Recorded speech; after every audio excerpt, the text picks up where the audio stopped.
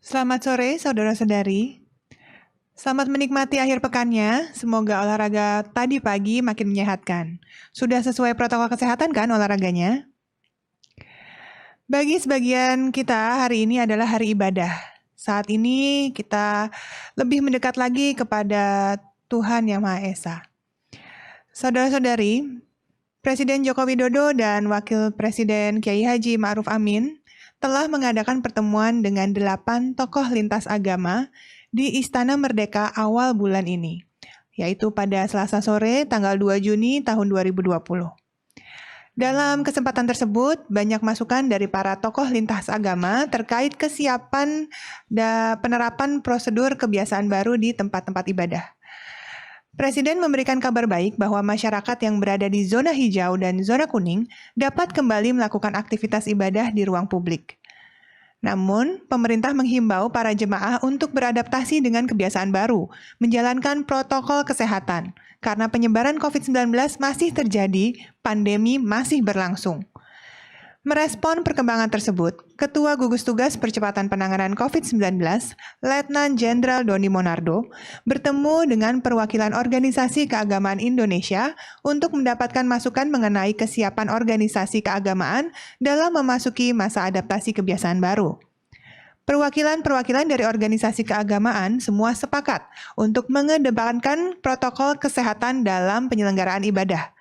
Semua pemuka agama sangat berhati-hati. Misalnya, Konferensi Wali Gereja Indonesia atau KWI masih mempersiapkan secara teliti dan ketat penyelenggaraan ibadah di gereja.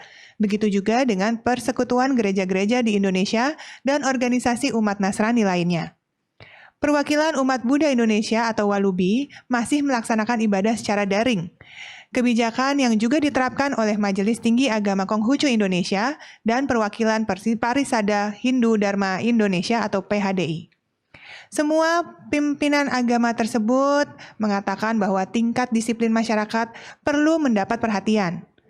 Dewan Masjid Indonesia dan PGI telah menegaskan bahwa masjid dan gereja harus menjadi pusat edukasi dan literasi. Ketua Dewan Masjid Indonesia Bapak Yusuf Kala mengatakan, suatu negara harus ada rohnya, dan roh keagamaan kita adalah berdoa memakmurkan rumah ibadah. Namun, beliau juga mengingatkan bahwa protokol kesehatan wajib dilaksanakan di tempat ibadah, yakni menjaga jarak minimal 1 meter antar jemaah, memakai masker, dan pengurus rumah ibadah wajib menyediakan fasilitas cuci tangan, dan apabila bagian dari ibadah membutuhkan peralatan, bawa sendiri oleh jemaah dari rumah. Saudara-saudari, Kementerian Agama telah mengeluarkan surat edaran nomor 15 tahun 2020 tentang panduan penyelenggaraan kegiatan keagamaan di rumah ibadah dalam mewujudkan masyarakat produktif dan aman COVID di masa pandemi. Gereja Katolik melalui Konferensi Wali Gereja Indonesia atau KWI menyatakan kegiatan keagamaan maupun tempat ibadah harus menjadi contoh dalam penerapan disiplin protokol kesehatan. Seperti yang tadi sudah dijelaskan, cuci tangan, pakai masker, dan jaga jarak. Persiapan tempat ibadah, edukasi umat, sarana prasarana, protokol internal pengelola, dan protokol ibadat, dan lain-lain. Dan sebelum melakukan kegiatan keagamaan, keuskupan harus terlebih dahulu melakukan koordinasi dengan pemerintah daerah untuk mengedepankan protokol kesehatan, sehingga dapat beribadat di rumah ibadah dengan aman. Contoh penerapan antara lain, kursi-kursi diberi tanda silang agar terjadi physical distancing atau jaga jarak. Lalu jemaah diharuskan memakai masker dan disiapkan hand sanitizer serta pemimpin ibadah memakai face shield. PGI masih menghimbau gereja-gereja untuk melakukan koordinasi yang terus-menerus dengan gugus tugas lokal untuk mengetahui perkembangan status kesehatan di mana gereja berada. Saudara-saudari, gugus tugas memahami bahwa kegiatan ibadah merupakan hak asasi manusia. Untuk itu, kita harus menunjukkan semangat gotong royong yang kuat. Maka dari itu, Surat edaran Kementerian Agama bertujuan semakin menguatkan komunikasi dan koordinasi antara tim gugus tugas COVID-19 lokal dengan pengelola rumah ibadah. Nah, untuk itu di wilayah masjid, gereja, pura, wihara, kuil, dan tempat ibadah lainnya yang sudah termasuk zonasi aman. Saudara-saudari, wabah COVID-19 masih berlangsung. Maka dari itu, peraturan dibuat untuk keselamatan semua masyarakat. Semua rumah ibadat tentunya harus mengikutinya. Kita bisa bersatu melawan COVID-19 ini jika kita bisa melakukannya bersama-sama. Untuk itu, selanjutnya untuk menyampaikan kinerja data hari ini, saya persilahkan Bapak Ahmad Yuryanto.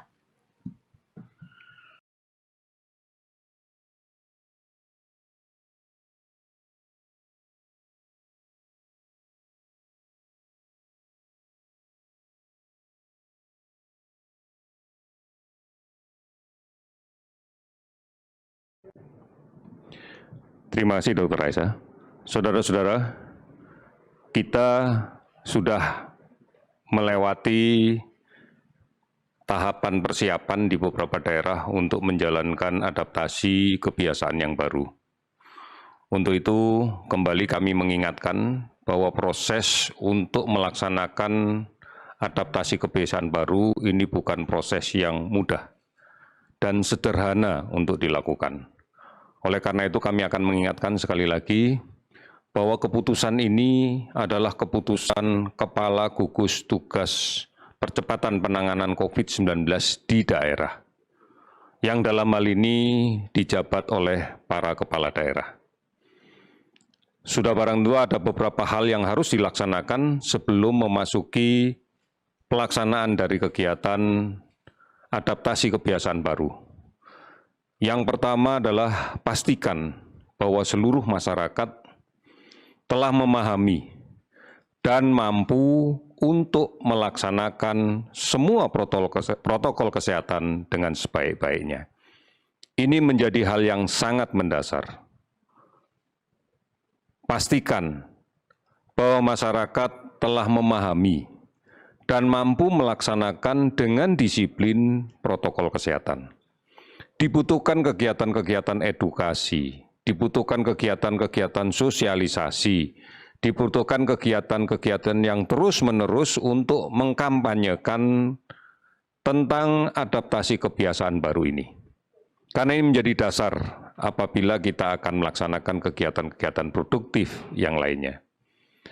Kemudian yang kedua, kepala daerah selaku kepala gugus tugas percepatan penanganan COVID-19 di daerah melakukan kajian data yang teliti, yang detail bersama seluruh pakar, ahli, dan tokoh-tokoh masyarakat yang ada di wilayahnya masing-masing untuk menentukan mana wilayah yang memungkinkan untuk dilakukan kegiatan-kegiatan produktif kembali. Ini menjadi suatu penting, basisnya adalah data yang diikuti hari demi hari.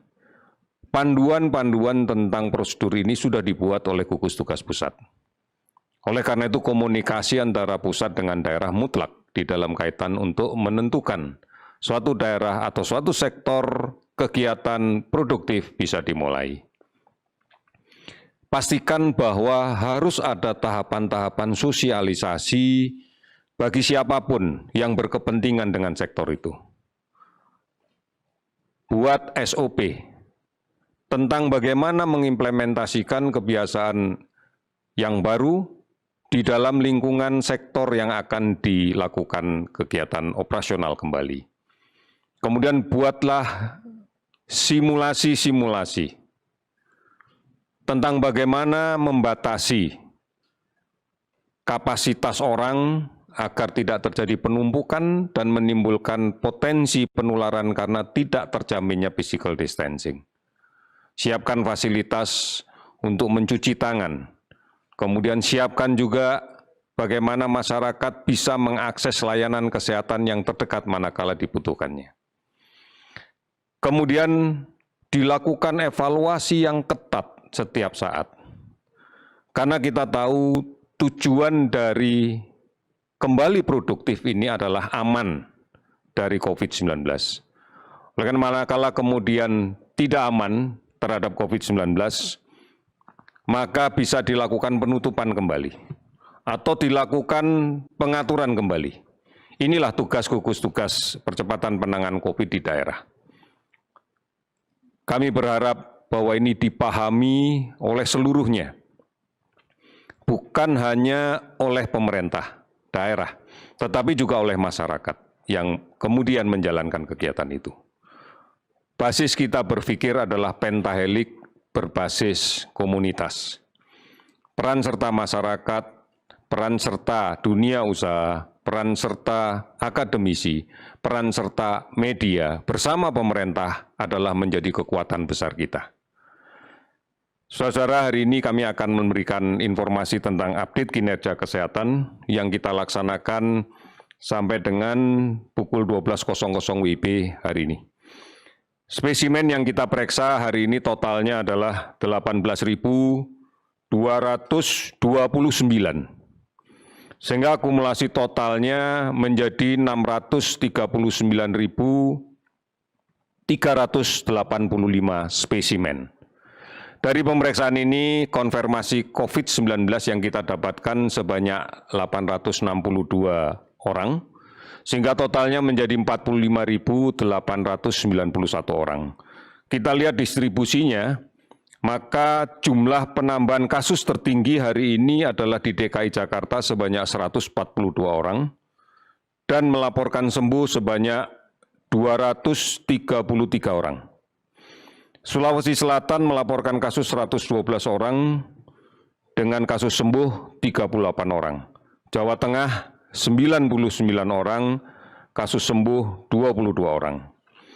Kemudian Kalimantan Selatan melaporkan ada 94 kasus baru dan 10 orang sembuh. Jawa Timur hari ini melaporkan 91 kasus baru dan 125 sembuh. 18 provinsi melaporkan kasus di bawah 10, ada 9 provinsi yang hari ini melaporkan tidak ada penambahan kasus sama sekali. Beberapa kasus sembuh yang banyak melebihi kasus positif yang dilaporkan, sebagai contoh adalah di Gorontalo yang hari ini melaporkan 7 kasus baru namun 13 sembuh. Kemudian di Lampung 1 kasus baru dan 5 sembuh. Kalimantan Barat tidak ada kasus baru namun dilaporkan 21 sembuh. Kasus sembuh akumulasinya adalah 521 orang sehingga totalnya menjadi 18.404 orang. Meninggal 36 orang sehingga totalnya menjadi 2.465 orang. Sebanyak 439 kabupaten kota yang telah terdampak di 34 provinsi. Pemantauan yang kita lakukan terhadap ODP sebanyak 56.436 orang dan kemudian pasien dalam pengawasan yang dilakukan pengawasan ketat saat ini berjumlah 13.225 orang. Saudara-saudara, hari ini kami melakukan pemantauan di beberapa tempat seperti pelaksanaan Car Free Day di Jakarta. Masih kita lihat beberapa masyarakat lupa bahwa physical distancing penting. Ini yang kami mohon untuk menjadi evaluasi kita bersama. Physical distancing, menjaga jarak adalah sesuatu yang mutlak harus kita laksanakan. Beberapa bandar udara yang akan melaksanakan penerbangan di hari Minggu ini, terutama yang mengarah ke Pulau Jawa, kami melakukan pemantauan di Batam dan di beberapa tempat yang lain. Juga demikian, kita masih melihat banyak masyarakat yang belum tertib untuk menjaga physical distancing. Meskipun sebagian besar sudah kami lihat menggunakan masker, tetapi sekali lagi physical distancing adalah sesuatu yang perlu. Ini yang harus menjadi perhatian kita bersama. Karena kita tidak mungkin secara parsial, secara sepotong-sepotong melakukan pendekatan untuk pengendalian penyakit ini. Ini harus dibutuhkan kerja bersama. Terus-menerus tidak terhenti. Semangat kita gotong royong menjadi penting untuk saling melindungi, saling menjaga agar penularan ini bisa kita hentikan. Saudara-saudara, ini beberapa hal yang sangat penting dan mendasar sebagai bahan evaluasi kita. Physical distancing, menjaga jarak, menggunakan masker adalah hal yang sekali lagi harus kita jalankan dengan disiplin. Ini menjadi prasyarat mutlak manakala kita akan melaksanakan adaptasi kebiasaan yang baru untuk kembali kepada tingkat produktivitas kita. Sekali lagi, adaptasi kebiasaan yang baru berbasis pada kepatuhan kita menjalankan protokol kesehatan. Oleh karena itu kita bisa melaksanakan dan kita pasti bisa untuk melaksanakan kegiatan ini. Terima kasih, selamat sore.